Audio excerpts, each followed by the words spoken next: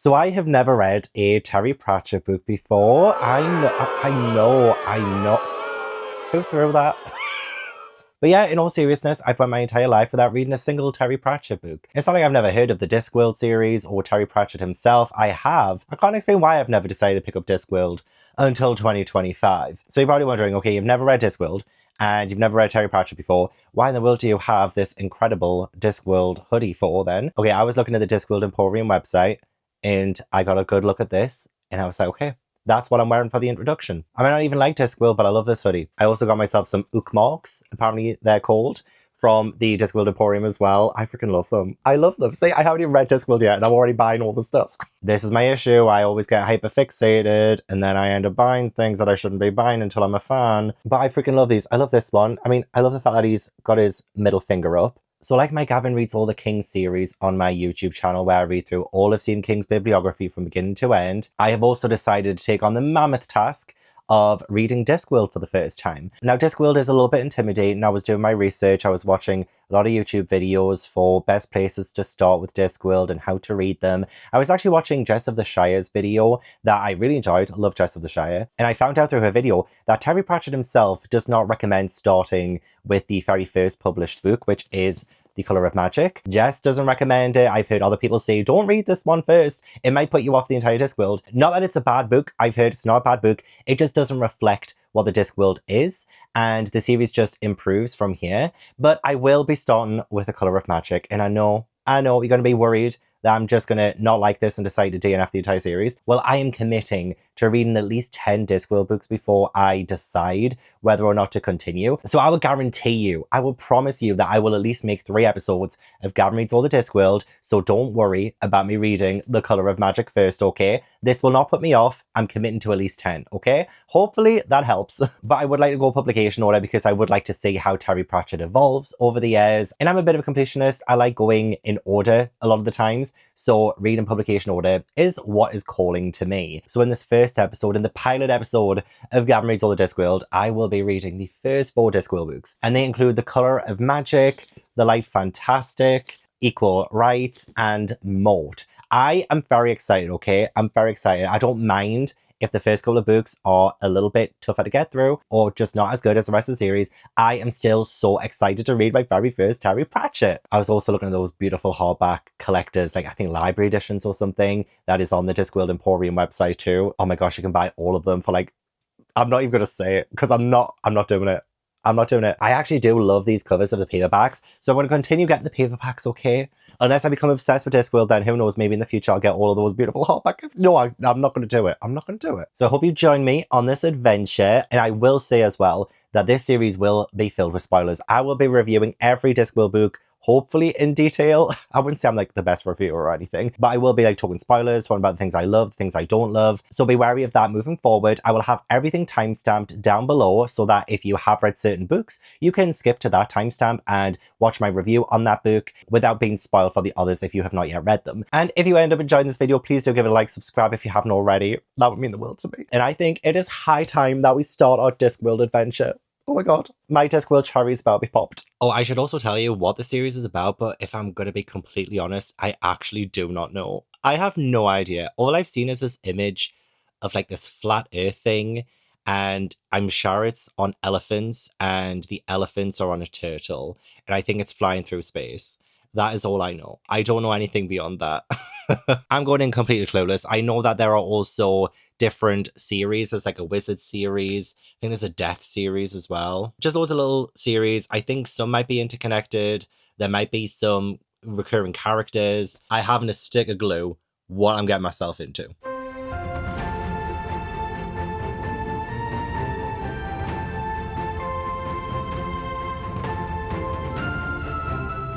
Okay, everyone, grab yourself a hot drink. Grab yourself anything to celebrate the fact that I have officially read my very first Terry Pratchett book and started the Discworld series. I read The Colour of Magic yesterday, September 1st, 2025. Marking the calendars will be celebrating the 1-year anniversary a year from now. And I read this on my train home yesterday, and it was such a lovely time to do. I had the audiobook on as well, and I was reading along physically with the audiobook. The audiobook's so good. I love the narrator. I love the voices that the narrator did.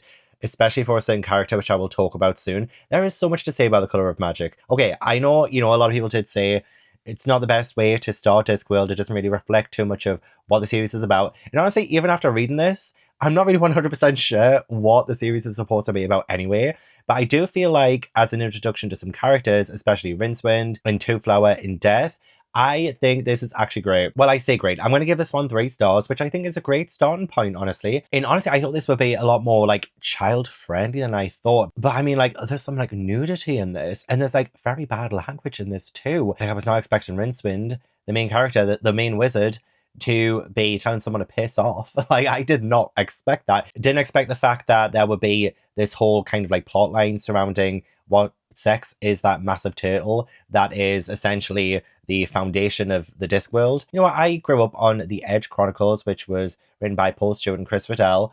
And I love those books, by the way. It's one of my favorite fantasy series of all time. So I was expecting something maybe like a little bit more like that. Something like a little bit more child-friendly. Although I do know there are some like young adult series within the Discworld. I think the Tiffany Aching series is considered young adult. So, I should have just known straight away that this is technically adult. It is an adult fantasy, but still took me by surprise a couple of times. But I will say this.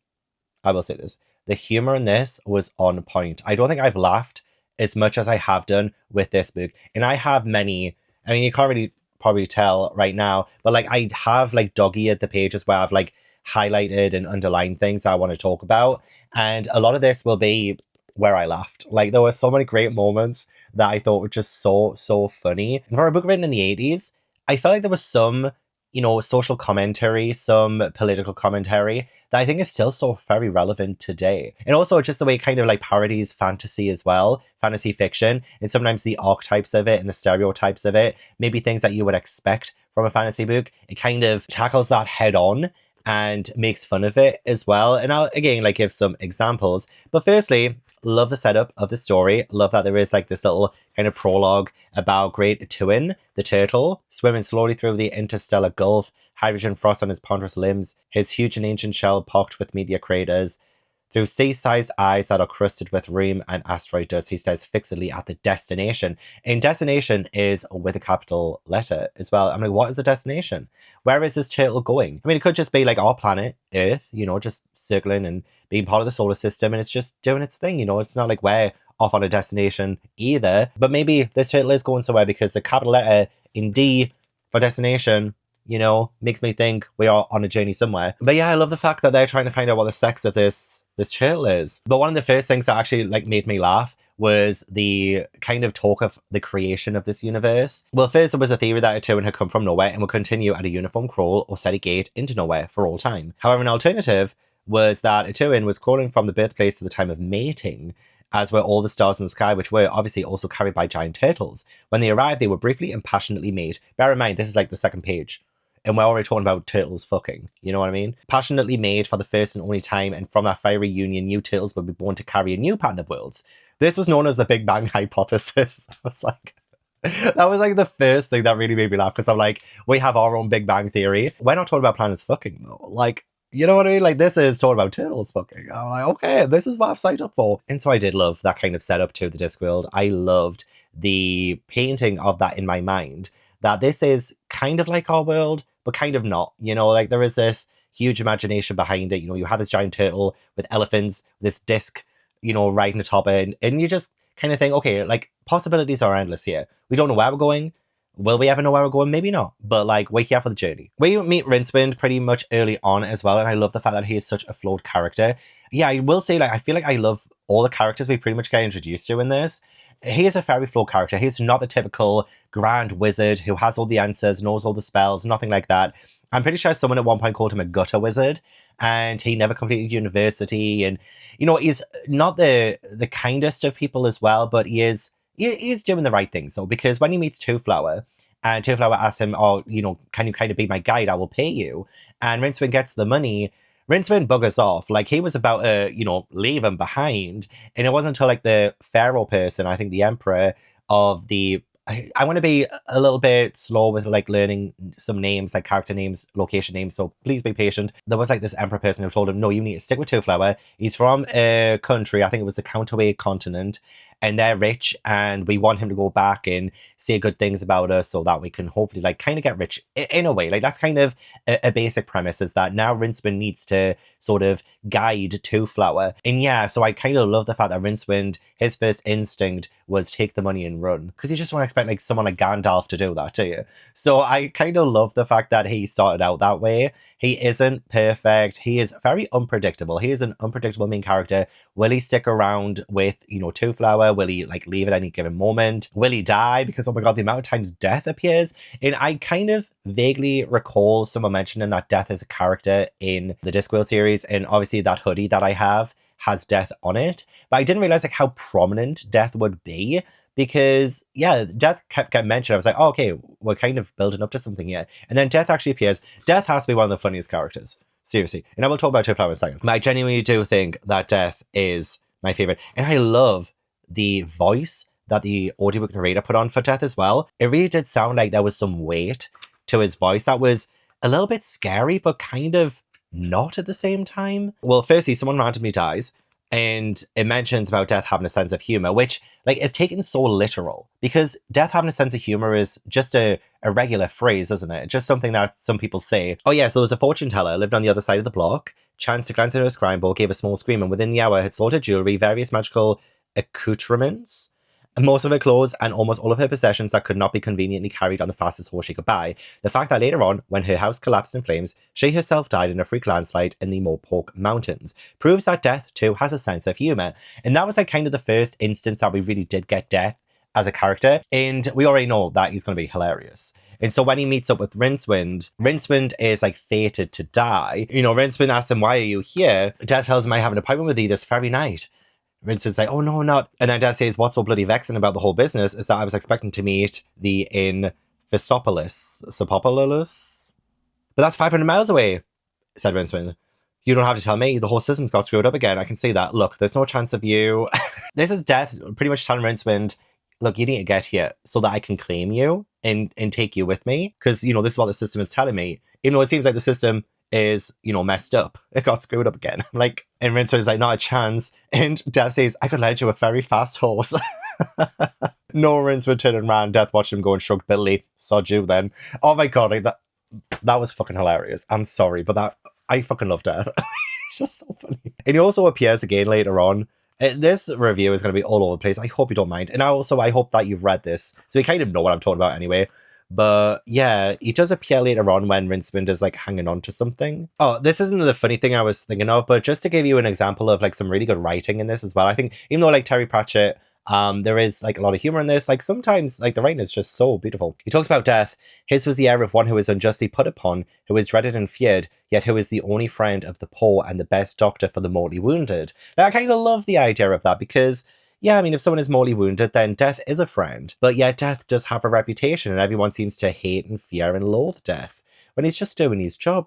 Okay, here it is. Rincewind is, you know, hanging off a tree, and Death is like sitting on a branch. Rincewind asks him, what are you grinning for? Death says, I can't help it. Now would you be so kind as to let go? I can't hang around all day. I can, said Rincewind defiantly. Okay, that was like more funnier when I actually like read it in context. Like saying out loud probably didn't sound as funny. And then at the very end, again, I'm just going off. Again, Rincewind is in peril danger. There is a Scrofula. And Scrofula is kind of like another kind of Death. Like Death sent him in his place to come for Rincewind. And the demon said Death couldn't come. He had to go and sort the trees, so he sent me. And then Rincewind's like, no one dies of Scrofula. I've got rights. I'm a wizard. Because Death is supposed to come for every wizard whenever it's like their time to go. So like this is unorthodox. This is against the rules. But Scrofula says, look at it this way. If I hit you with a scythe, you'll be just as dead as you would be if Death had done it. Who'd know? I know, snapped Rincewind. You wouldn't, you'd be dead, said Scrofula logically. Piss off, said Rincewind.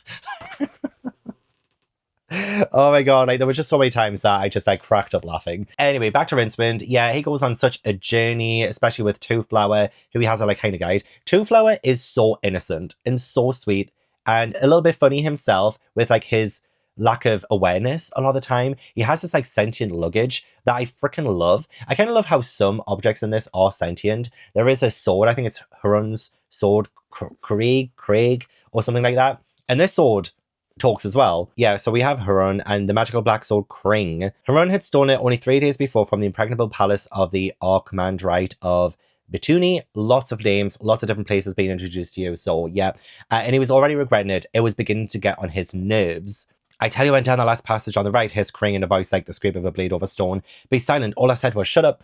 And I just love the fact that we have someone arguing with their sword. Again, it feels like he's kind of turning a lot of like fantasy tropes on its head by having this person who's really good with a sword have to argue with his sword. You know, it is a presence in fantasy stories that I feel like we don't really kind of acknowledge all that much. And considering we do have many moments of that direct parody of the fantasy. Yeah, here we go. Okay, I found it pretty much straight away, the quote that I wanted. But I feel like the whole totem sword, annoying its master kind of thing, and like just kind of having an argument.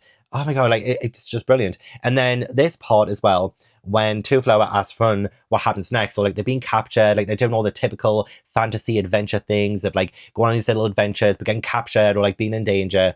So they're currently captured right now. And Two Flower asks what happens next. And Hrun screwed a finger in his ear and inspected absently. So like this is like a bit of a speech that is just like so funny. So Hrun says, oh, I expect in a minute the door will be flung back and I'll be dragged off to some sort of temple arena where I'll fight maybe a couple of giant spiders and an 8-foot slave from the jungles of Platch, and then I'll rescue some kind of princess from the altar and then kill off a few gods or whatever, and then this girl will show me the secret passage out of the place and will liberate a couple of heroes and escape with the treasure. All that's at Two Flower, usually. It's just like, he's literally doing all of the things that you will get in a fantasy story or like these classic fantasy stories. And it's just like, yeah, I'll probably be put in an arena. I'll probably have to fight some people. There'll be a princess who will show us the way out. It's just like, oh my god. This is actually a riot. Actually, right, I know 3 stars seems like it might be a little bit low-ish. I would say like the whole thing is a little bit haphazard. I feel like sometimes it was a little bit difficult to follow the exact story because I feel like so much is kind of thrown at you. There was at one point when there was like an actual passenger jet from our world in this place as well, when Rincewind had to kind of summon it in order to save them from falling. And I'm just like, okay, like we're introducing like kind of like the multiverse a little bit, or having like the real world kind of being present at least near this grey turtle, because I think at one point Rincewind looks down and he can see like this planet, and then the guy at the end, the guy who saves them, God, Tethys the Sea Troll, he mentioned something about there being like a planet that was mostly blue or something like that. So I feel like that was Earth. So like there's just so many things packed into this, and it's only a 287-page book. You know, so there's like lots of things going on, lots of things to do with fate, in creation, and things I really do feel like lends so well into the creation of this universe, the Discworld, and the amazing talent behind Terry Pratchett's kind of storytelling in that regard.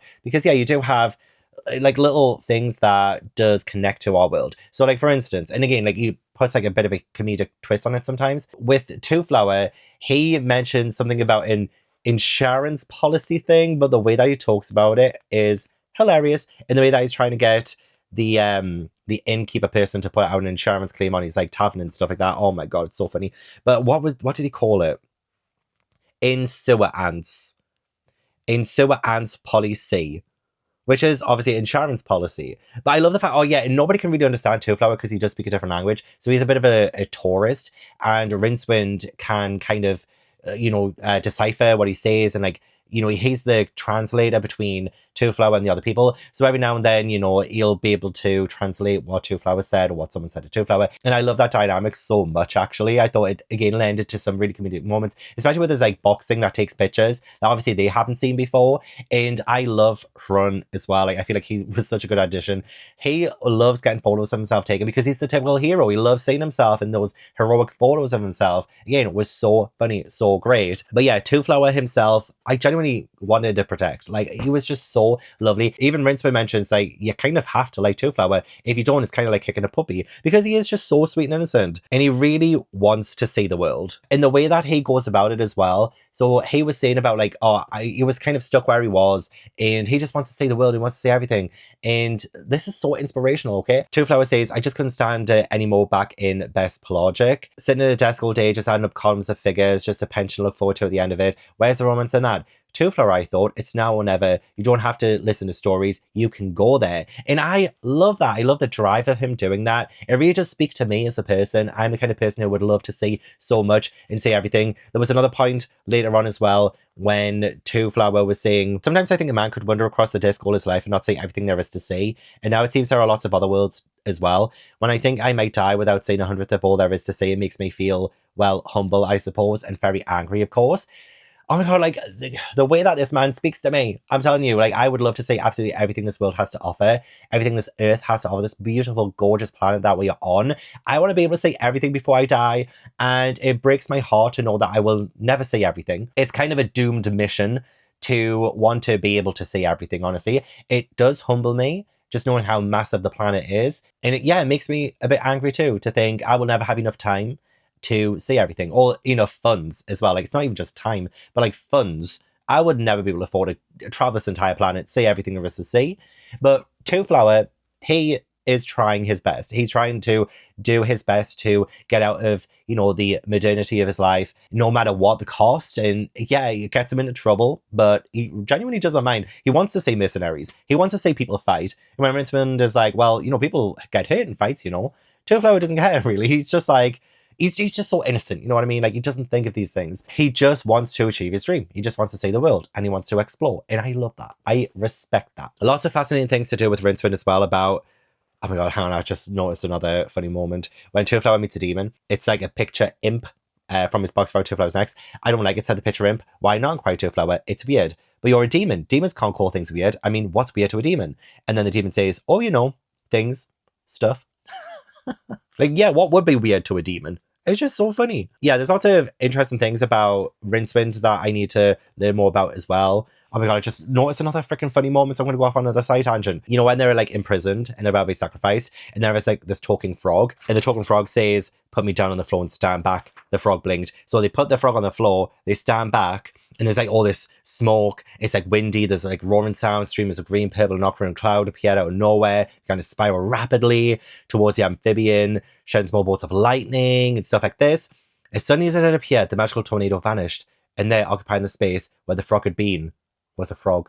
It literally didn't change. And then all you can is turn around, and there's like a woman behind him.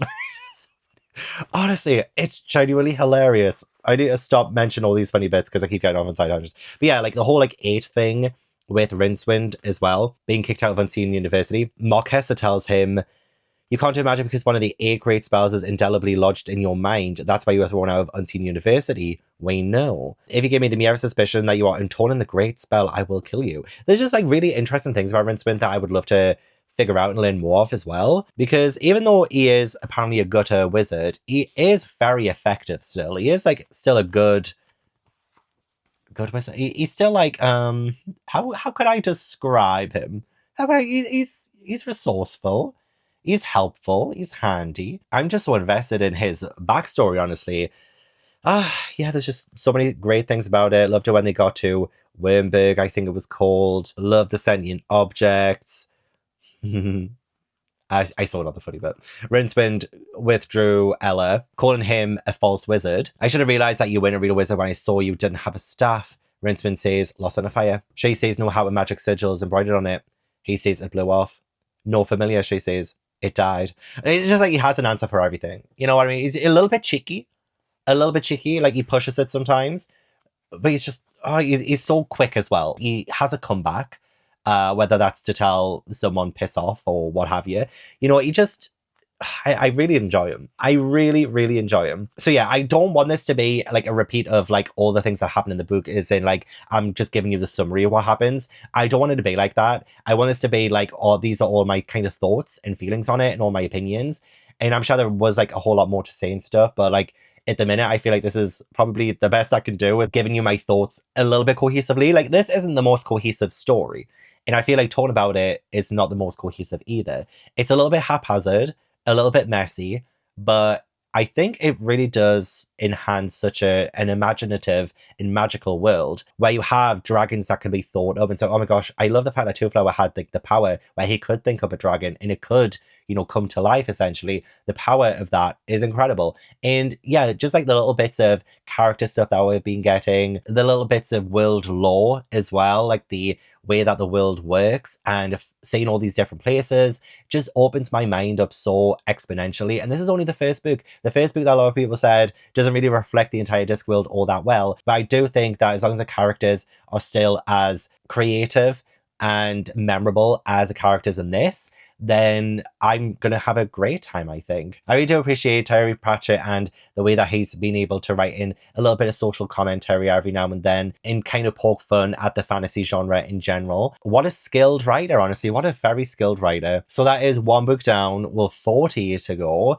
If I do end up passing the original 10 books that I'm promising myself to at least read before I decide to commit to the entire series. Definitely will be reading the first 10 at least, so you can expect at least 3 episodes of this. But yeah, I think we're off to a really good start.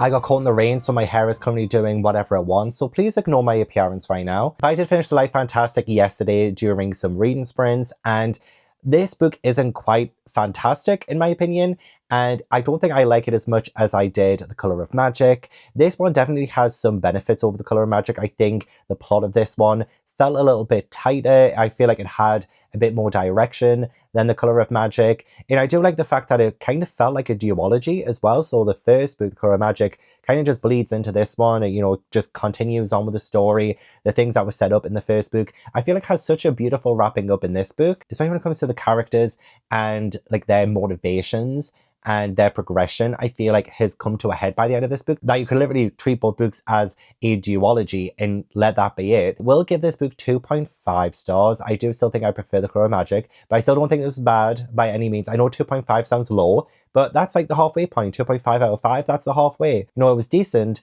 but I don't think I had as much fun, or I didn't love it as much as I did The Colour of Magic. Let's start from the beginning. So the main plot of this one actually is the fact that there is this star that is going to come in 2 months. It's going to be a hogwash night, I think it was, that Death tells the powerful wizards at Unseen University, tells them that in about 2 months, a star is going to destroy the Discworld. And if the 8 spells are not said at the exact right time, then yeah, the Discworld will be destroyed. So the plot of this is incredibly exciting. It's definitely intense. And obviously one of those 8 spells is in Rincewind's head. So that does explain some of the conveniences of the times he's been saved. And one thing I will say is that it was starting to get like a little bit repetitive in this one, where we would have Rincewind and Two Flower kind of moseying on their little adventure, and then suddenly something would happen that would put them in danger. And it was always kind of sudden. It was kind of formulaic the way that it was kind of being written. But I'm not holding against this book too much. I do still think this is a way of Terry Pratchett having some sort of commentary on the fantasy genre, especially when we end up meeting Cohen the Barbarian. That has to be a complete, you know, parody of Conan the Barbarian, because, oh my god, I loved Cohen as well. I thought he was great. He was so funny. He was one of the characters who honestly made me laugh so much. And Bethany as well, I was actually really happy to meet these 2 new characters in this book. And Bethany being such a cool female protagonist as well. I like that Terry Pratchett did mention at one point about the Unseen University. Unseen University had never admitted women, muttering something about problems with the plumbing, but the real reason was an unspoken dread that if women were allowed to mess around with magic, they would probably be embarrassingly good at it. And I loved Bethany as a character in this because, I mean, I totally agree with that sentiment. I do think men have prevented women from entering their workspaces or workplace, or just anywhere that is like male dominated, and they have prevented women from entering that space because they are scared that they will be upstaged, because men's pride, you do not want to wound it. But I loved how Bethany was so proactive. Like, she was very resourceful and handy as a companion. So when they get to like the wandering shops, for instance, and I am again loving the fact that Discworld is kind of opening up the universe to me. It's painting a much bigger picture with every passing book, this incredible universe. And yeah, we got like the wandering shops that have been, you know, moving around and stuff like that. So we get to one of those, and the shopkeeper is, you know, sad that they don't have money, and they ask for water, and he's like a bit affronted by that.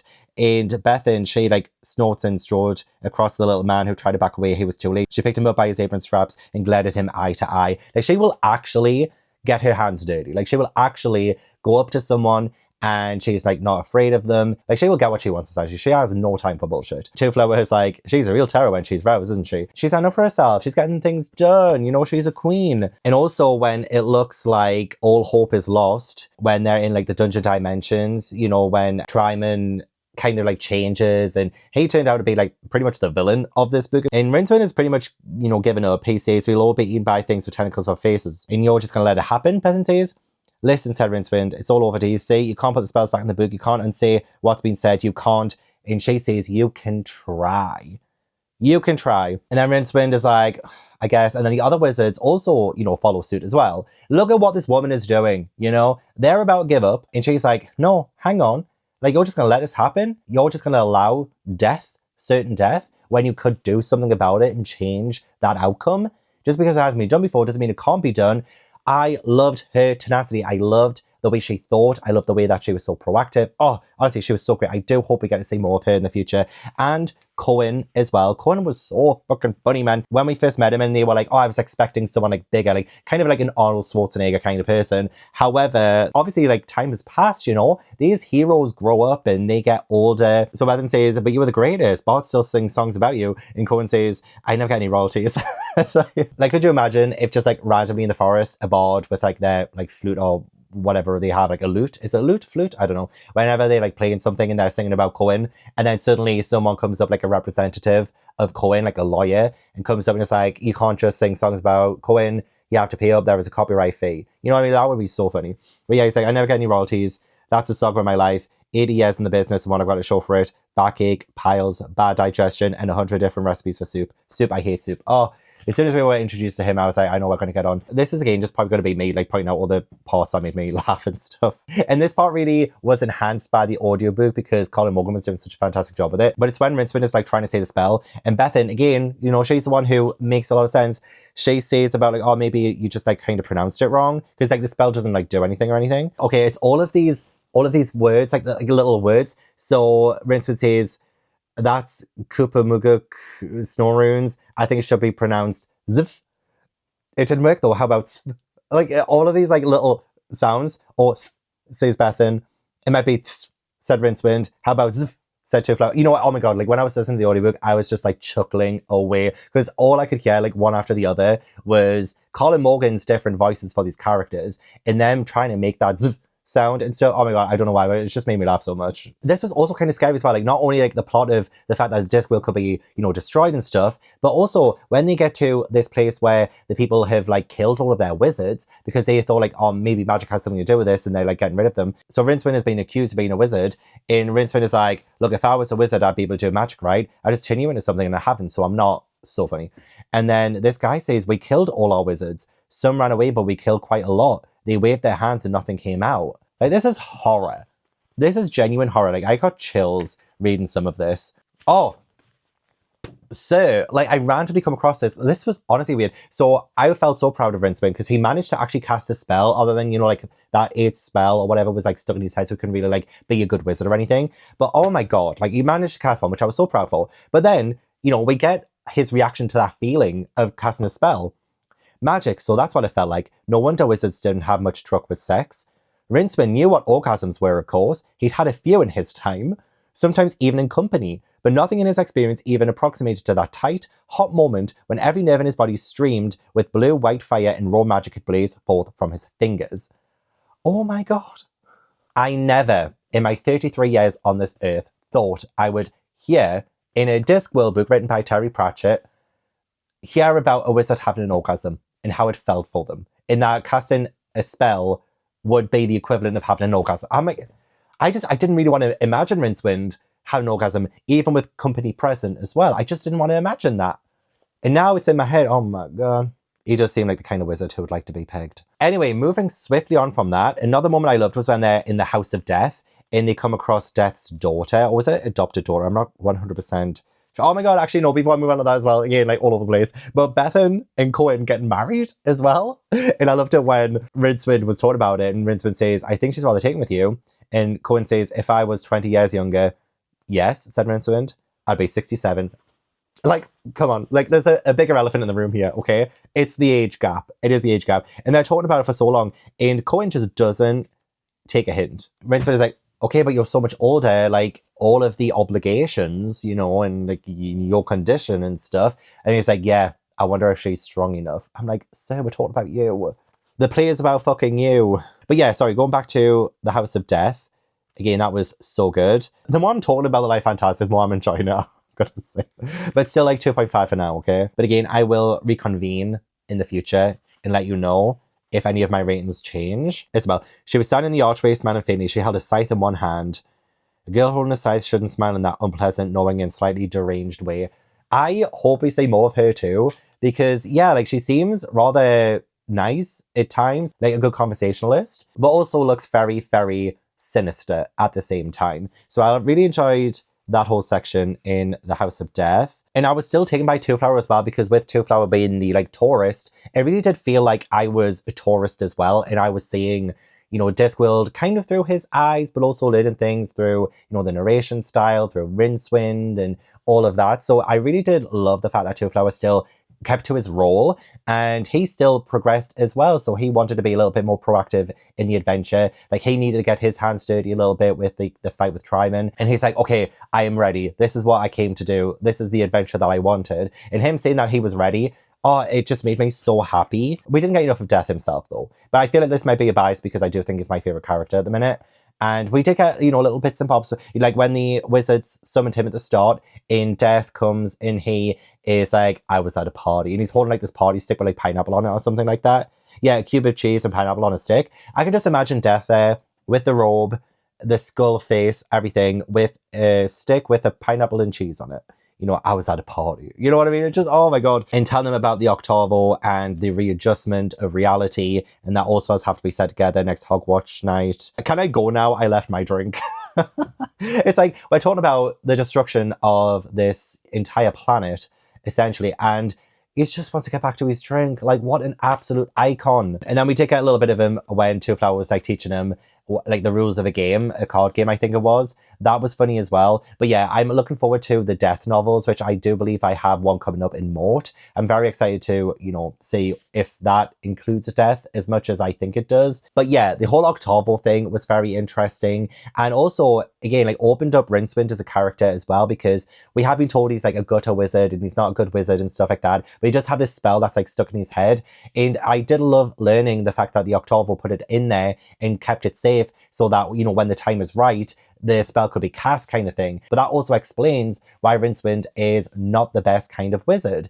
And I love the confrontation with the Octavo about that, and how you can feel Rincewind is genuinely so upset about this. And at the end as well, when he's like, I think I might re-enroll into, you know, Unseen University and actually try and be a good wizard. Oh my God, I love the idea of that. That would be such a fun storyline to follow as well, I think. Seeing Rincewind actually become a good wizard, seeing his antics at the Unseen University, that could be really cool. But what made me so upset though, and it does show you how much I've ended up connecting with these characters even after only 2 books, but it's when Two Flower said, I said I'm going home, repeated Two Flower. What home? Said Rincewind, astonished. Home, home, my home where I live. And I love this so much. Like this, even the first book as well had some moments where you can pull a quote out and it's like such an inspirational, motivational thing where you look at it in such a charming Terry Pratchett kind of way. So for Two Flower, he says, oh yes, the important thing about having lots of things to remember is that you've got to go somewhere afterwards where you can remember them, you see. You've got to stop. You haven't really been anywhere until you've got back home. I think that's what I mean.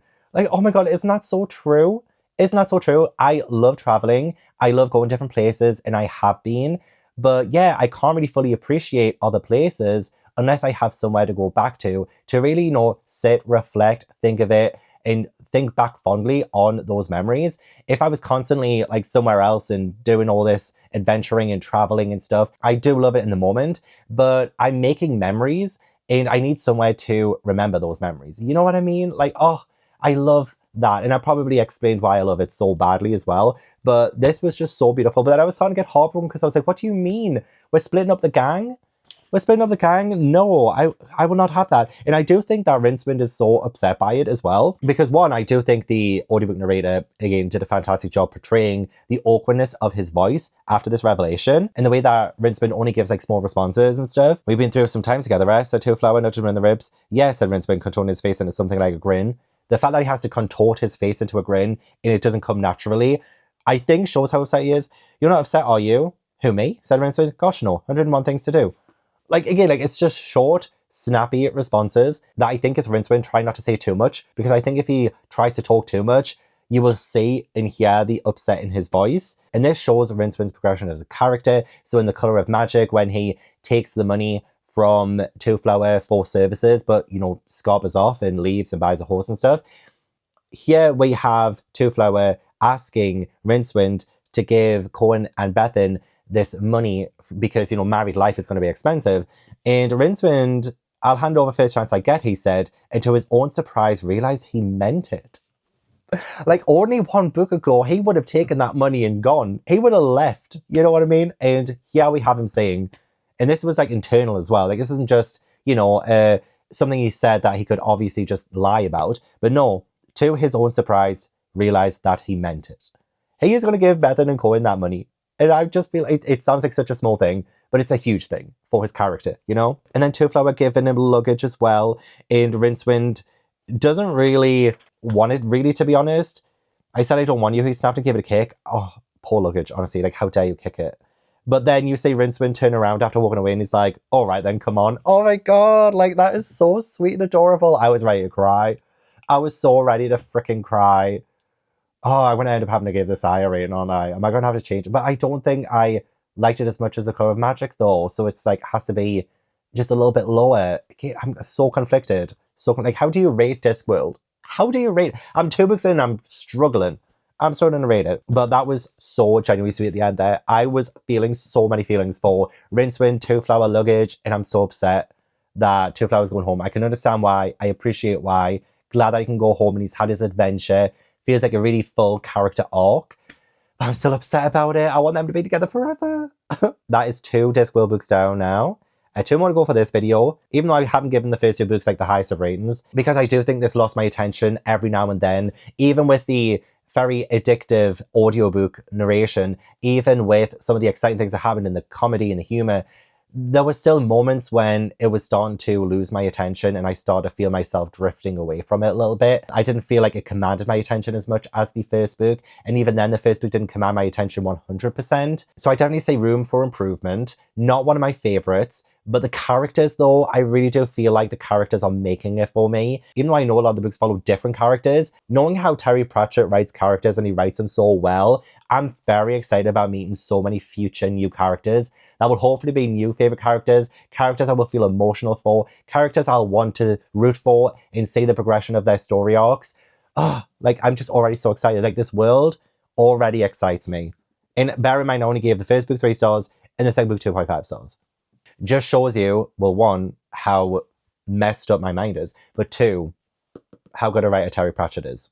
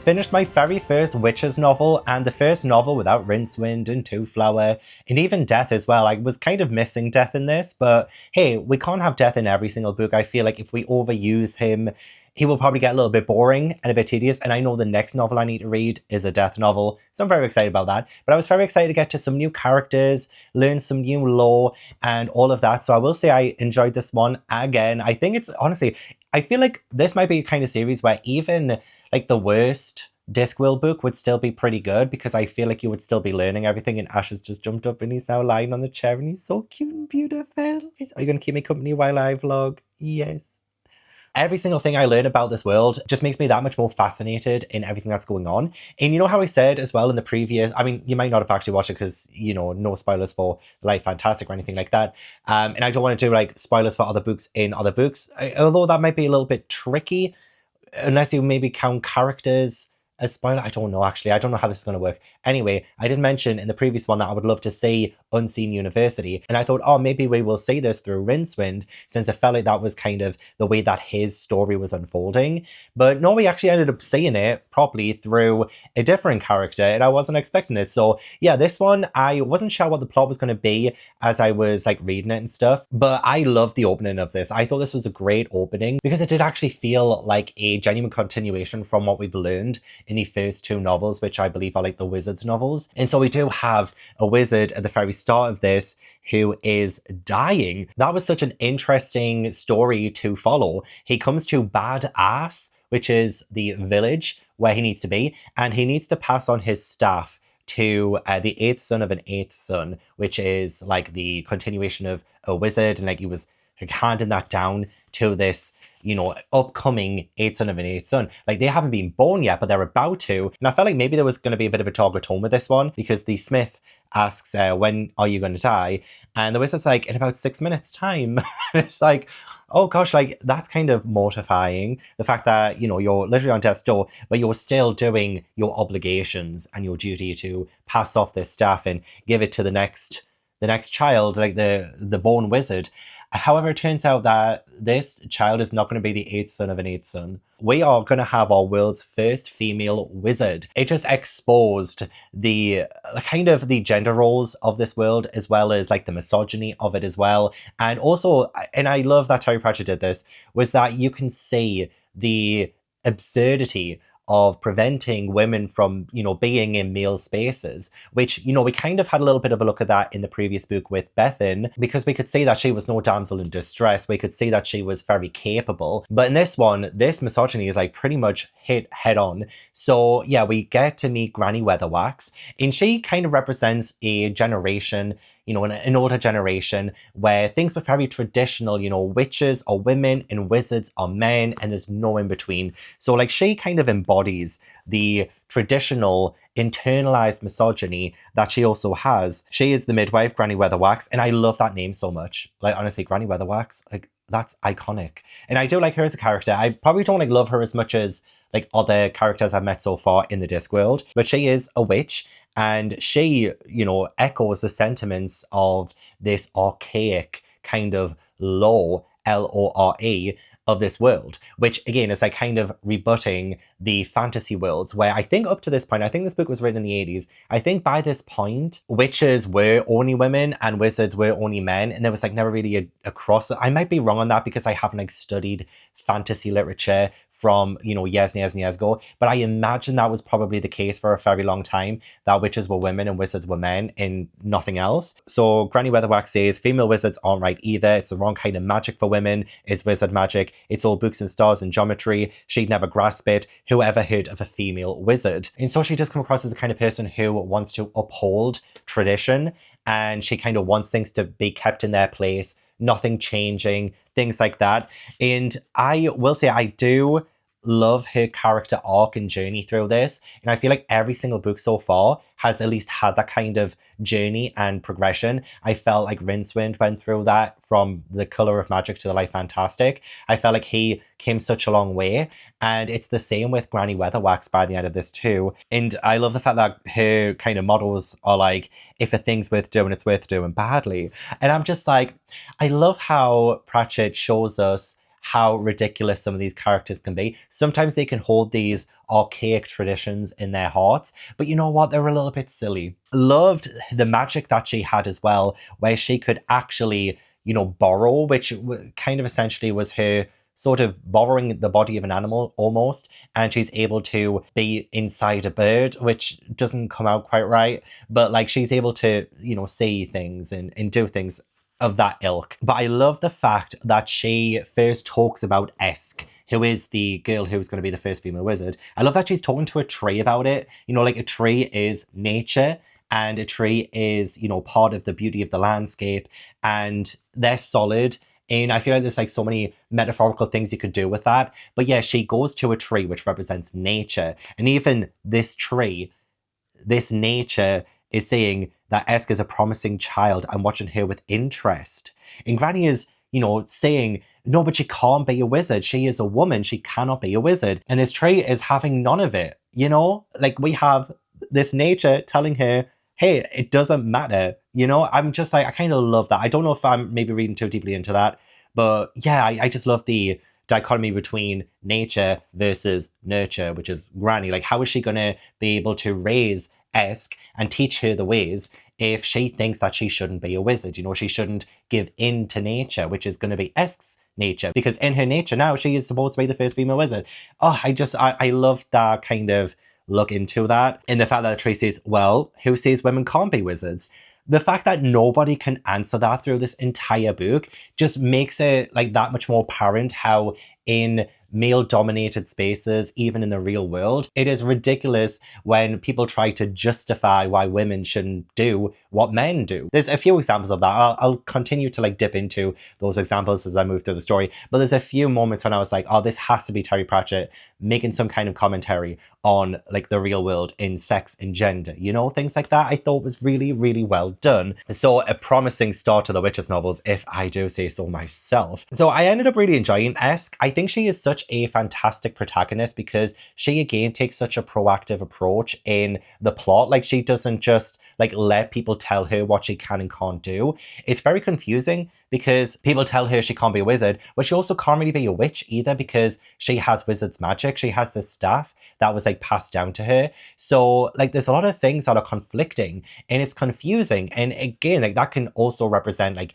puberty and growing up and, you know, coming of age. Although I believe she's 8 years old. So I mean, I don't know these things, but like I don't know when people hit puberty these days. I don't know. I mean, I hit puberty a long time ago, okay? It's a distant memory at this point, but I feel like this was quite a coming of age, learning who you are in kind of going against the grain because people are telling you, oh, you can't be this thing. And then we have Esk saying, well, why not? So first she challenges it and then she proves them wrong. Like, hey, if I put my mind to this, I can do it. And Esk also, like even with Granny Weatherwax, she also kind of looks at... So, I mean, I feel like there's so much to say, and I would love to like have a conversation about this with someone because, you know, the whole headology thing where, you know, Granny Weatherwax is like, her answers are just like a word trick. She just said things you knew all the time, but in a different way, so they sounded important. So Esk says, it's a witch's hat because you wear it, but you're a witch because you wear the hat. So there's a bit of I guess a paradox or something there, like where she further elaborates. So people say you come in the hat and the cloak and they know you're a witch and that's why your magic works.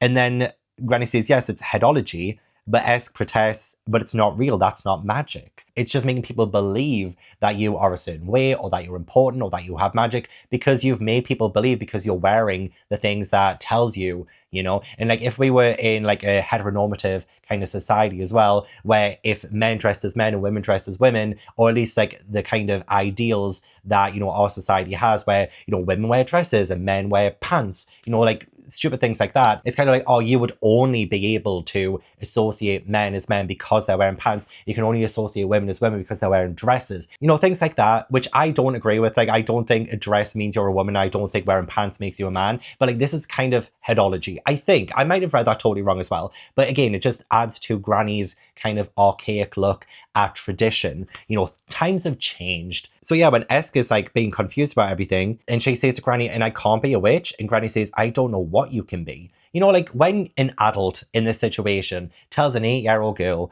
I don't know what you can do. I don't know what you can be. I can only imagine like how lost that must make you feel. And as a protagonist, I feel like Esk handles so much so well. My camera went a bit weird there. I think it's because I'm about to talk about misogyny. Anyway, I think it's fixed now. Anyway, yeah, so yeah, we have Skillet. The narrative saves, no one liked magic, especially in the hands of a woman. You never could tell what they might take into their heads to do next. So again, it's like, people have this idea of what a woman's station should be. They don't like it when a woman is unpredictable. They don't like it when they can't predict a woman's next move. Like, what are they gotta be scared of? You know what I mean? What are you scared of? Oh, and then when like Granny and Esk get kind of split up, Esk comes across this guy, can't remember his name, and he says, if you were a boy, I'd say you're going to seek your fortune. And she asks, can't girls seek their fortune? And he says, I think they're supposed to seek a boy with a fortune. Oh my God, you know what I mean? It's like, oh yeah, girls can't have anything for themselves. Like if they want money, then they have to marry a man with money. Or if they want property, they have to marry a man with property. You know, stupid shit like that. So this is brought into it quite a lot. I feel like this book definitely, and again, like I guess it makes a whole lot of sense with the title being Equal Rights. Like equal rights is in like witch and wizard as well as like woman and man. You know, it just, I feel like it was just very well done in this. We meet Simon. I do like Simon. I think he's fine. I didn't like love him or anything. I felt a little bit sorry for him because it seemed like he had a little bit of a stutter or something when we first met him, and he seemed like very nervous, and he's not as polished as like a lot of people think he is, but he's still apparently a very promising wizard, and he can do a lot of things. A lot of it's self-taught. I will say this book didn't make me laugh that much. I did get a few chuckles in, but it was probably like the least funny Discworld book so far. But I will say I love the idea of broomsticks having to be bump started, kind of like with a car you have to like jump start a car. When this you have to bump start a broom. Like that is genius. I freaking love that. That was so funny. This is going to be a little bit trickier to talk about because it's like a big thing. But yeah, when we're talking to Treatle and Esk, so they're having a conversation, and Treatle is just echoing a lot of those archaic misogynist things, and he's kind of being like, hey, I can't be a misogynist because I respect women, I respect witches. So yeah, he says I have a great respect for witches, and S says you have, and he says yes indeed, I happen to believe that witchcraft is a fine career for a woman, a very noble calling. You know, like sometimes when a man is trying to be complimentary, but he kind of just like digs his grave just a little bit more. And that's kind of exactly what Treatle is doing here. He says very useful in rural districts for people who are having babies and so forth. However, witches are not wizards. So like that kind of thing is like, okay, we're just going to assume that only women will be midwives and, you know, things like that. Like women are only meant for delivering babies and like reproduction and just doing this, that, and the other. Like again, like it just kind of perpetuates those ideas. And Esk keeps asking questions. And I feel like she kind of goads him a little bit. She's like, I expect women are really sensible enough to be wizards. I expect that's it really. And he is saying again, I have nothing but the highest respect for women. They are without parallel when, and then Esk finishes the sentence, for having babies and so forth. There is that, yes. And I feel like whenever Esk parrots what Treatle is saying and the, again, ideals that he holds and the sentiments that he just echoes, when she repeats that back to him, I think you slowly start to realize that's kind of like a ridiculous statement to make. Like that is not really the issue, or that's not really the thing. It's a bit like how, you know, the Unseen University, I think it was in the previous book, and it's mentioned in this book as well, that the only reason why women can't be part of the Unseen University, at least from the wizard's perspective, was because of the plumbing. They couldn't get the plumbing to accommodate women. And obviously Terry Pratchett further says it's because men are scared of what women could do, essentially scared of them being better than them. But by hearing Esk repeat what Treatle says, it's like, you are listening to yourself right now, aren't you? It's just so funny. And she's 8. She is 8 years old and she is like, oh, and yeah, she's so determined. She'd be both or none at all. And the more they intended to stop her, the more she wanted it. She'd be a witch and a wizard too. And she would show them. Oh, just amazing. Amazing. One of my favorite characters in Discworld now, if you ask me. So we actually do get to see Unseen University and it looks great. Like I absolutely love the idea of it as well. Like Esk even says, is that it? It looks sort of melted. And he says, of course, it's a lot bigger inside than out. Unseen University, only of course a lot of it is unseen. And there's like a little bit more description, and you get in and there's like wizards strolling across the cloister, sat on benches under trees. Young wizards scuttled along pathways as bells rang, arms full of books. It just sounds better than Hogwarts, in my humble opinion. It sounds better than Hogwarts. I love the idea of the Unseen University. And so much of it as well, I cannot really picture, because I feel like the imagination is like so big and vivid for it that I feel like it would even be hard for a TV show or a movie to fully encapture what this Unseen University is supposed to look like. Even a lot of the creatures as well from the, was it the Dungeon Dimension or something like that? Even they seem a little bit hard to imagine. So I'm just going to leave it to Terry Pratchett to do that for me. I love this interaction as well with Cute Angle. When he asks her, how old are you, little girl? She says 9. Okay, so she's 9, not 8. Although I'm sure she was 8 at one point. She must have had a birthday somewhere, I don't know. And he says, and you want to be a wizard when you grow up? And she says, I want to be a wizard now. This is the right place, isn't it? The way she takes command, the way that she takes control is just so admirable, honestly. There's only so many times I can praise Esk and not repeat myself. But like, again, I love her. And Cute Angle says, well, you can't, the very idea. And she's like, why not? He says, because the whole idea is completely laughable. That's why. It's like, that's not an explanation. That is not an answer. They can never answer why women can't do it. It's really frustrating to read like misogyny in books, honestly. But when it's done in like this book specifically, I just love how Terry Pratchett makes it sound so freaking ridiculous. No, you can't because you're not a wizard. Women aren't wizards. Do I make myself clear? No. Like, no. And she says, watch. Esk says, well, watch this. I'm gonna do it. It's just so good. Oh yeah, and the fact that Unseen University has a personality because Stone can think. Stone can think in Discworld. I'm just like, sure, why not? So now I do love the fact that Granny is helping Esk, and it feels like she has broken down the internalized misogyny that she has, and she is able to say, hey, maybe women can be wizards. And she helps Esk. Like, she goes out of her way to find her, to help her to the university, to make sure she gets in when she's rejected and all this, that, and the other. Like, she is amazing at that. And she actually ends up being a bit of a voice of reason. So there's a moment when, you know, Simon is accidentally calling up like the demons from the dungeon dimension thing or whatever, and the staff that was given to Esk like hits him, and Esk thinks that the staff wanted to murder Simon, so she throws it away. But Granny shows a lot of reasoning and sense and helps because, you know, Esk is still a 9-year-old girl. She's still very, very young. And Granny is able to be like, hey, it was just protecting you. Not that it wanted to murder Simon or anything like that, but it was just trying to protect you. I wasn't the biggest fan of when Granny slapped Esk. The slap rang like a bell. She'd struck Esk once before. The blow a baby gets to introduce her to the world and give it a rough idea of what to expect from life. I'm like, damn, that is ruthless. Oh my God, that's so brutal. So I didn't love that. Didn't love that, Granny. I hope you change that. I hope you don't slap any more babies. Granny as well, when she is talking to, again, another wizard. There's so many characters. This wizard says it's against the law, L-O-R-A, for, you know, women not being wizards and stuff. But then when you get to the end of this book, Granny explains the Arch-Chancellor changed the law, L-O-R-E. I keep having to say that because I feel like people will think I'm saying L-A-W. But anyway, she says it's quite a simple ceremony, really. And then Esk says somehow being a wizard didn't feel any different from not being a wizard. So I feel like that all of that just shows you, one, it's easy to change things because there is genuinely no reason why women can't be wizards. And two, does gender really matter in those roles? You know, like, did it really matter? Like, Esk doesn't feel any different from being a wizard to not being a wizard.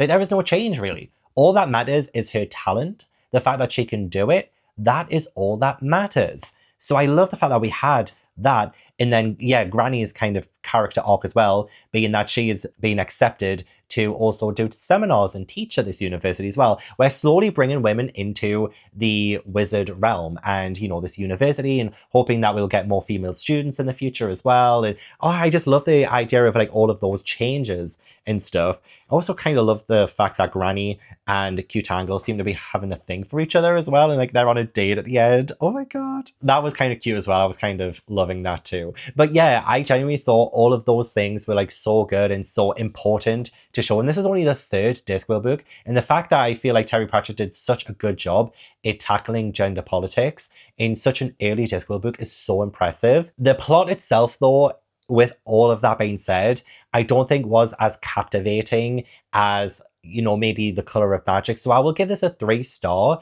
I do think it is a very, very good book, but it wasn't the most entertaining. Again, it didn't make me laugh as much as the other ones as well. And I feel like it was a good introduction to witches and their roles in this world and how they're changing the world as well. Or just like women in general changing the world of Discworld. That was all amazing. Like 5 out of 5 for its commentary on gender. But the plot itself didn't captivate me as much. I didn't feel like I was on as much of an adventure. I loved seeing the university. I loved the character journeys and arcs and things like that. But I didn't feel that whole sense of adventure and wonder that I kind of was hoping to feel from this series. And the humor wasn't as humorous as the previous 2 books as well. But 3 stars, I do think this is my favorite one so far. I think this has edged The Colour of Magic, even though I've given them both a 3-star. I think this one is just slightly above The Colour of Magic, and it's just made me that much more excited to read more witches novels as well. I genuinely feel like this is going to be the kind of series for me. I'm not sure if the Wizards novels will be my favourite, but the witches novels definitely have it in them. Can't wait to see more of them. I really do hope that they appear in future witches novels. Turns out this might be 3rd time's the charm, because I know I said, oh, I just want to give it till 10 books to see if I will definitely stick with Discworld. I feel like this book might have been the one to be like, actually, I kind of just want to read all 41 now.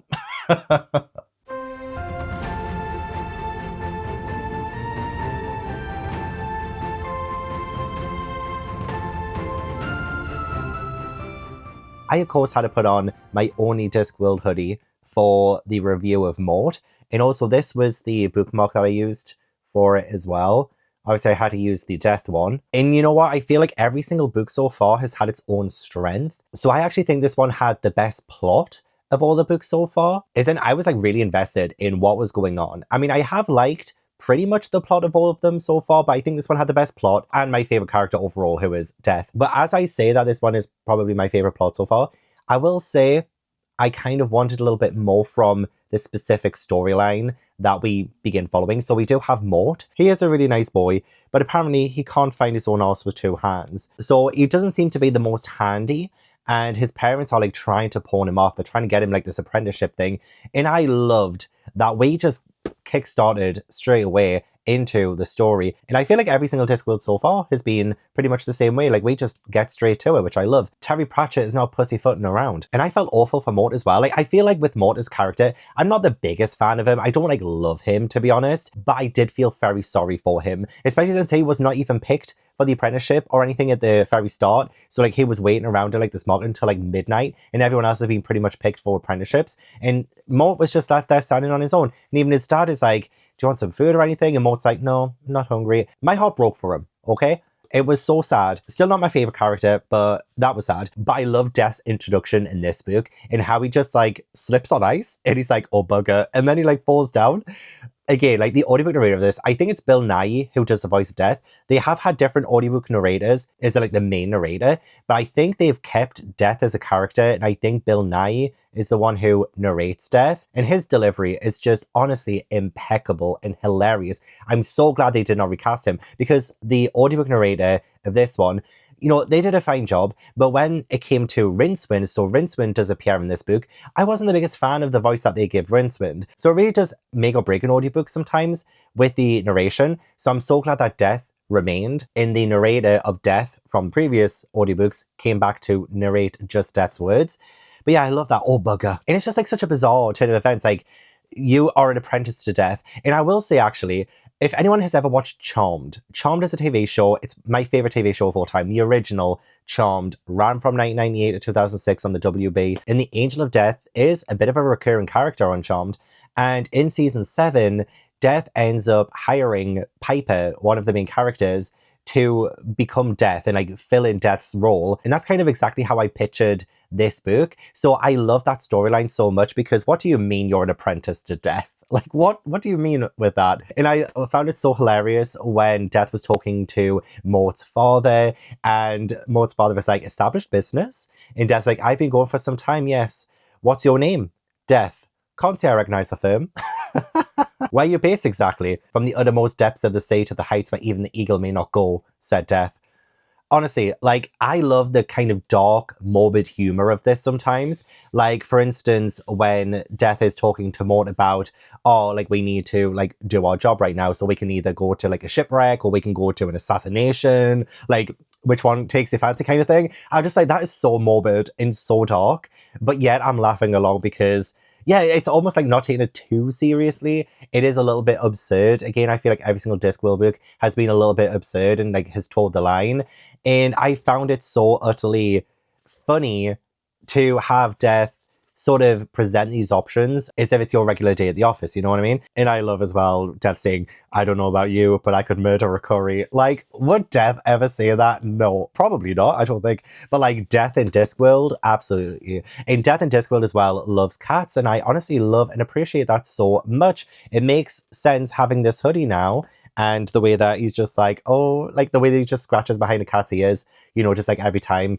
Oh, just freaking love him. Really enjoyed seeing Isabel again. Wasn't really sure about the whole love story with Isabel and Mort, because, I mean, it wasn't really the point, I guess. But I did find it hilarious that Death seemed to be like setting Mort up with Isabel to begin with, because there's a moment when Death tells Mort, oh, she's going to get all of this at the end, by the way. And then Mort is mortified to see Death is trying to wink at him, as if he's like trying to set Isabel and Mort up together. And then they do end up getting married by the end, which kind of came out of nowhere a little bit. But at the same time, I'm like, okay. And I loved when they were talking as well, like Isabel and Mort, the way that they were talking to one another. They said they would have like a hate-hate relationship. That was pretty funny, I will say that. But like, it isn't really the point, like the whole like romance side of it. And I not really ever that invested in romance in books a lot of the time, to be honest. But it was there and it was fine. And it led to a pretty good ending of this book. But jumping ahead a little bit there. Yeah, there's a promising war in Klatkistan. So there's several plague outbreaks, one rather important assassination if you'd prefer. Again, like just, I love that. I love that. And this is what I wanted to see. I wanted to see Death take Mort to these places and show him what it's like to be Death and, you know, carry the souls over and, you know, seeing all of that. We don't really get a whole great deal of that. This book predominantly really is the fact that Mort ends up changing the course of fate. Someone is fated to die and Mort ends up saving them, Princess Kelly, and he saves her and he's not supposed to. And I feel like the majority of this book really is about Mort trying to fix his mistake, or at least try to save Princess Kelly, because she is, well, she was supposed to die. I kind of love the way that it was done in this though, because you saw the consequences of his actions. Kelly, she is still part of this world. She's like alive now and she isn't supposed to be, but the people around her, they have like the sense that something's not quite right. They have a sense that they should probably be mourning right about now, but they have no idea why. And that's because in the reality that they're supposed to be in, Kelly was supposed to die, and at that time they were supposed to be like holding the funeral or doing this, that, and the other, and that's not happening. And the people around are like, oh, there's something not quite right about now. And I kind of love the exploration of the consequences of that. I thought that was really interesting. And I do like Mort in a way, but he's not my favorite. I do like that he is very honorable. You know, he does try to save the king who's been assassinated, and he does save Princess Kelly. So he is a very noble person. The big thing that I kind of love about this book was the fact that Death has an identity crisis himself, and then you juxtapose that with Mort, who never seems to be able to have his own identity. You know, like he's blending into being Death, but yet nobody will say his name, essentially. Everyone calls him Boy, and Mort himself is slowly starting to become more like Death, to the point where even when he talks, you have the capital letters, and you have his voice changing, and he's becoming less and less Mort. And I don't really feel like by the end of this book that I got a full sense of who Mort is as a person compared to other characters so far. So I feel like that was the point though, because, you know, we have this whole thing at the start where Mort isn't really wanted and he doesn't know where he belongs and he doesn't fit and all this and the other. Like, I totally get that. And I do love the exploration of identity and like your place in the world, especially when it comes to Death as well. Like even Death having a bloody, like, well, I guess like a midlife crisis kind of thing, or not knowing what the meaning of life is kind of thing, or the meaning of death. He's like, what's it all for? And things like that. Oh my God, that was hilarious. Like one of the funniest things I've read so far in Discworld. But the messages and the morals of not interfering with fate, juxtaposed with that, I'm just like, Pratchett has this amazing way of blending such like hard-hitting themes with the ridiculousness of these characters sometimes, you know? I don't know if I'm explaining myself very well. This was funny as well, when Mort asked Death for a day off, and Mort is like, but why? It can't be to attend your grandmother's funeral. I would know. Like, Death would be the worst boss, because you can't even fake it. You can't even phone in sick. You can't phone in and be like, oh, like, my grandmother died. You'd be like, no, she didn't. She didn't die. I would know about that. You know what I mean? Like, that is hilarious. So I wanted to see, like, a little bit more there with, like, the job side of it. The majority of this book was just trying to save Princess Kelly, essentially. And even when Death is having his midlife crisis kind of thing, it isn't as prominent. And that's kind of a little bit sad. Like, even though this is Death's first like official book, like this is a Death novel, it was probably about 30% Death, probably. And that might be generous. I could point you in the direction of a great brothel. I've already had lunch. Oh my God, that was good. But honestly, the amount of references to like sex and brothels and prostitution and stuff, it's quite a lot. That's the thing that surprises me the most with Discworld, is the amount of references to stuff like that. Nice to see Death though take some time off though. He deserves it. He's an absolute icon and legend. He should put his feet up. So I did love Mort actually going from place to place and actually filling in Death's role. So he comes across this elderly lady, Goody Hamstring. And it's kind of sad in a way, but also like really beautiful. The idea of accepting Death, and through Mort filling in for Death, you get to see that really well. And Mort panics. He's like, you don't understand. I'll mess it all up. I've never done this before. And she comforts him. She says, neither have I. We can learn together. Now pick up the scythe and try to act your age. There's a good boy. Like, she accepts it, and like that was so beautiful. But then Mort asks, I can't believe all this. I mean, you sound as if you want to die. And she says, there's some things I shall miss, but it gets thin. You know, life I'm referring to. You can't trust your own body anymore, and it's time to move on. I reckon it's about time I tried something else. Oh, like, isn't that so beautiful? Like, just the acceptance of it. and knowing when it's your time and you just kind of don't belong in the world anymore. And that's something that also directly juxtaposes with Princess Kelly, who, you know, is fading from the world. And this was a Cutwell who can see her, and he says, you know, history's moving on without you, and you kind of just have to like go with it. You don't really belong here anymore, kind of thing. And I feel like you get, you know, Princess Kelly, who says she would die nobly, to be fair, but she's kind of clinging on to being around still and being alive, whereas we have this lovely old lady being like, it's been my time and it's time to try something else. You know, I feel like this book could probably in the future help me with accepting death in real life as well, I think. You know, it's scary, it's unnerving because you don't know what's coming next, but I feel like it's tread in a way in this that it's a little bit sentimental, bittersweet, but I don't know, I just feel like I could really use this book in the future. God forbid when anything bad happens. And also, I like the idea that Mort has the horse Binky, and that's how he's getting from place to place. So yeah, the horse threw up his head, reared, and launched itself towards the stars. It's very Santa-like. In a way, I feel like death, and the way that death gets around, feels like Santa Claus in a way. The plot does really kick in though, with the princess's assassination being failed.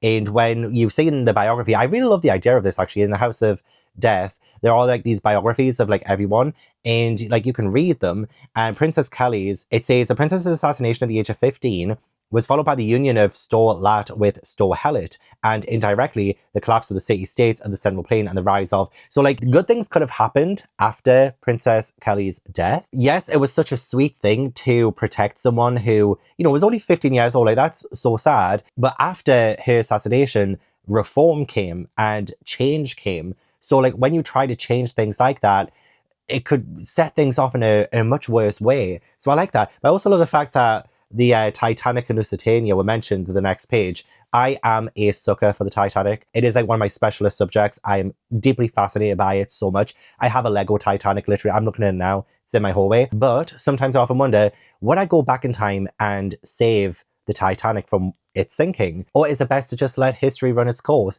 Because reform happened after the Titanic sank. Safety measures were introduced after the Titanic sank. There were so many things that changed because of it for the better. You know, it was a tragedy. It was an awful, awful tragedy.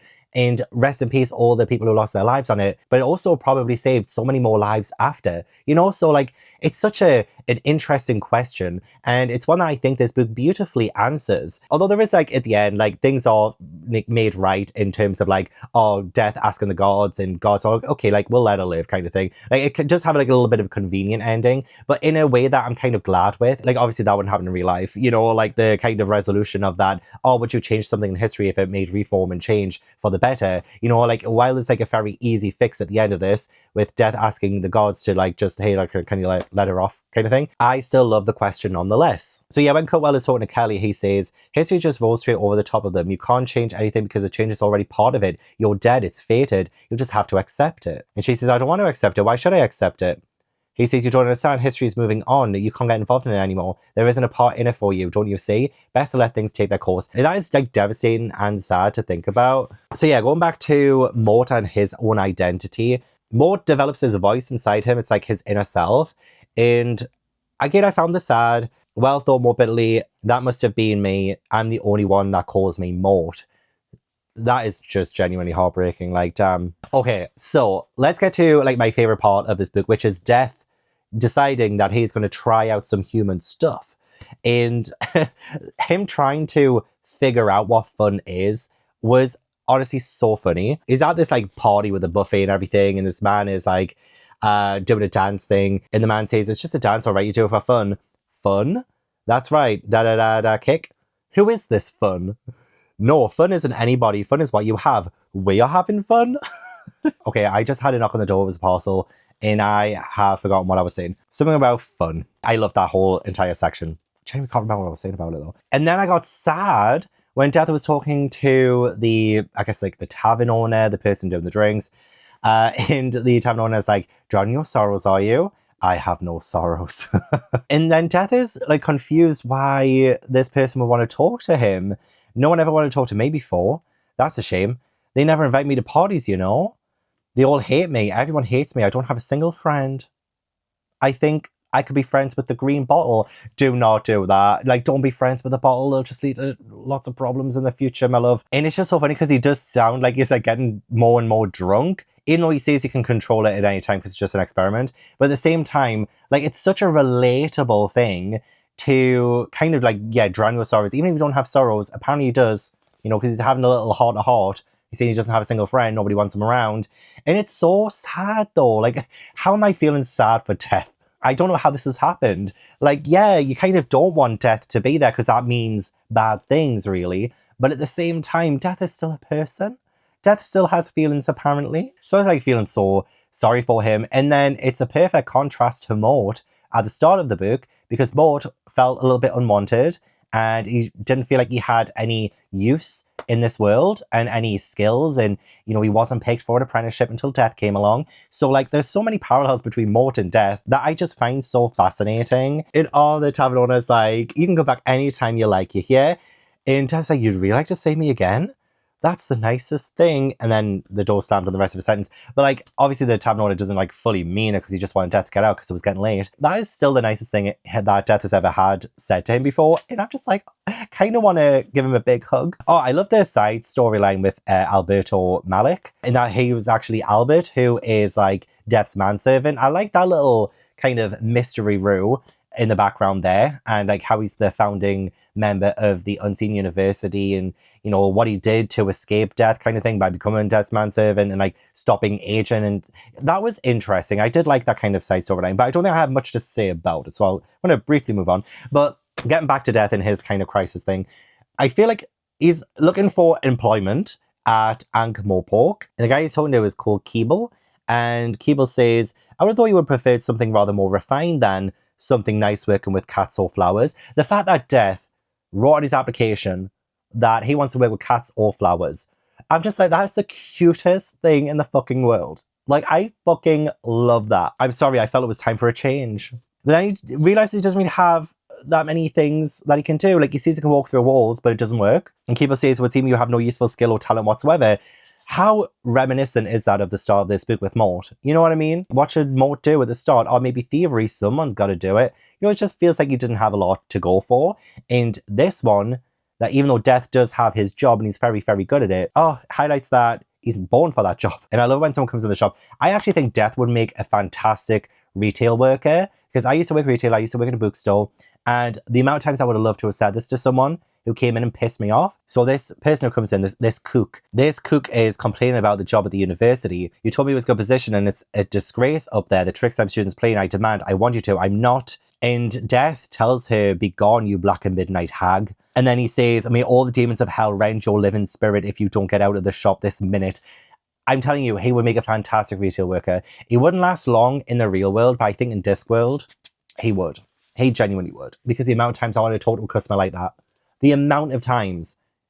You took the words right out of my mouth. It started to get really exciting with Mort becoming more like Death and talking like Death and getting the capital letters and stuff like that. Rincewind was underwhelming, I'm not going to lie. He is an assistant librarian now, and that's fine. I didn't really find him that funny in this one. Almost didn't feel like the same character I met in The Colour of Magic and The Life Fantastic, honestly. Oh, and yeah, when Death comes, when he's summoned, Death was wearing an apron and holding a small kitten. Why did you have to spoil it all? Oh my god. And then later when he confronts Mort and he turns around in a big leather armchair behind the desk, it revolves slowly. Reminded me of a Bond villain. I feel like maybe that's what Pratchett was going for. You know, like this. Almost like very Bond-like, isn't it? And I just imagine Death doing that. It's so funny. So yeah, I enjoyed this book a lot. I'm settling for a 3.5 right now, though. I don't think it's quite a 4-star for me just yet. But I feel like potentially in the future it could be bumped up. Or I feel like I have a set rating for a book when I finish it. And then I talk about it to you guys. And then I'm like, you know what? Actually, there was so much more like good things to say about it than I thought. Not that there's many bad things to say about it, honestly. I just kind of wish the plot kind of remained Mort being Death's apprentice and, you know, having that kind of storyline rather than Mort trying to like fix things and do all that. I didn't love Mort himself, but he was fine. He was good. But yeah, I really enjoyed this, honestly. I thought it was good, but I do think there's so much more room for improvement. And I do think the best is still yet to come with Discworld. So that is the first 4 Discworld books done. My very first Terry Pratchett books ever. Finally getting into the Discworld series. It's only 2025 and Discworld is timeless. So it doesn't matter that I'm very late to the game. At least I'm here now, and we are correcting the mistakes and the sins of my past. So to quickly wrap up this video then, I read The Colour of Magic and gave it 3 stars. I read The Light Fantastic and I gave that 2.5 stars. I then read Equal Rites, which I gave 3 stars. And then finally Mort, which I gave 3.5 stars. And if I was going to rank these, I would just swap The Colour of Magic and The Light Fantastic around. So Mort is my favourite so far, then Equal Rites, then The Colour of Magic, and then The Light Fantastic. I will obviously continue to let you know my ratings throughout the Discworld series, and then at the very end, we can rank all the Discworld books from worst to best. See if I can find any new favourites, any books that I might give a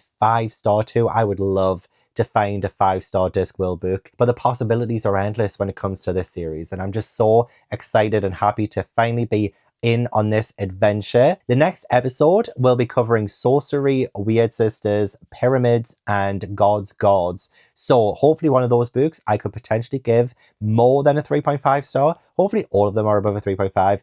I only hope that the series gets better and better, as I've heard. So very excited to continue. So episode 2 should potentially be coming around about the end of November, start of December. I am hoping to do my Gavin Reads All the Discworld series potentially every 2 months, in between my Gavin Reads All the King series. So lots of reading, lots of intense reading to do. And look who's come to say goodbye. It's my beautiful boy Ash. Hello Ash. I'm gonna say goodbye to everyone. Oh yeah. Oh yeah. Oh, you're so cute. Look. Oh, say goodbye. Say bye-bye. Bye-bye. Death might love his cats, but I love mine more. So thank you so much for watching. I really appreciate it. Don't forget to leave this video a like if you enjoyed and subscribe if you haven't already. Leave all your comments down below. Let me know what you thought of the video. Let me know what you thought of any of the books I read in this video. So The Colour of Magic, The Light Fantastic, Equal Rites and Mort. Please try not to spoil anything for the future. Honestly, I would not like any spoilers for the rest of the series, but feel free to say anything you want about the first 4 books. I would really appreciate it. Let's chat down below. I want to give a huge thank you to my patrons for supporting my channel. If you'd like to join my Patreon, then the link is in the description box. But yeah, I hope I will see you in the next video. Bye.